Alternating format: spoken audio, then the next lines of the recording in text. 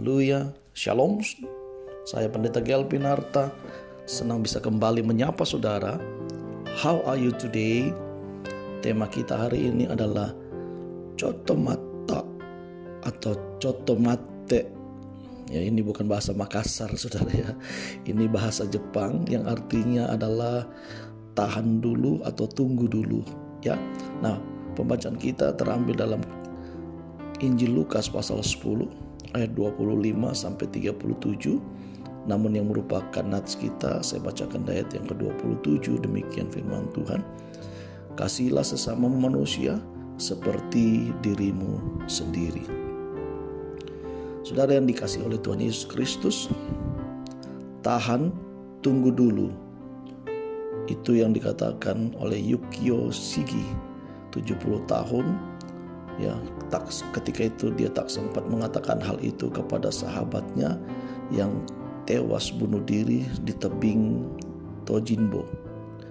Sejak saat itu, Yukio setiap hari memantau dengan menggunakan teropong dan mengamati celah-celah tebing Tojinbo, sebuah lokasi bunuh diri populer di Jepang, saudara.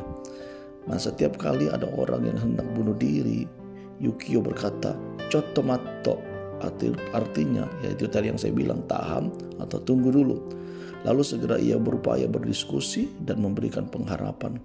Setidaknya hingga kini sudah lebih dari 500 orang terselamatkan karena upaya tersebut yang dilakukan oleh Yukio Shigi.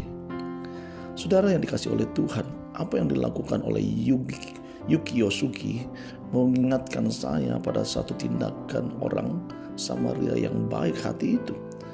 Berhenti melangkah untuk benar-benar memperhatikan orang yang membutuhkan pertolongan darinya. Sementara itu, di pihak lain ada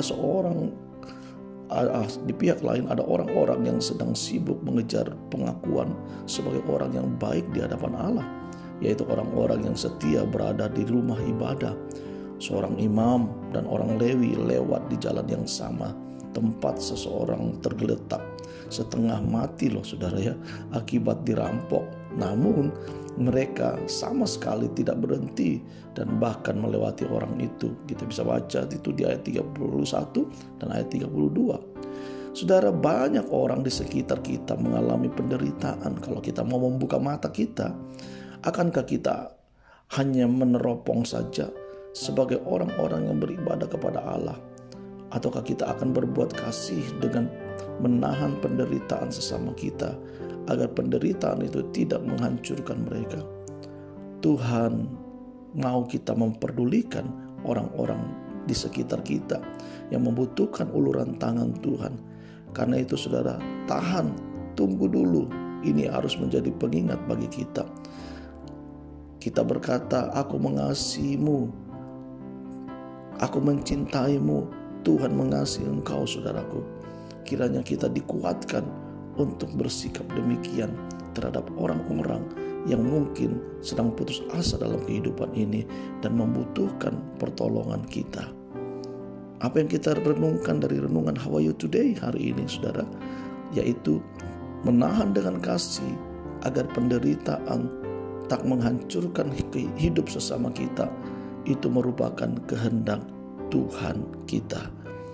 Jika saudara diberkati dengan renungan How Are You Today hari ini, silakan saudara memberikan komen, like, subscribe, dan sharekan supaya renungan ini terus berkembang untuk pelayanan kita dan memberkati setiap kita.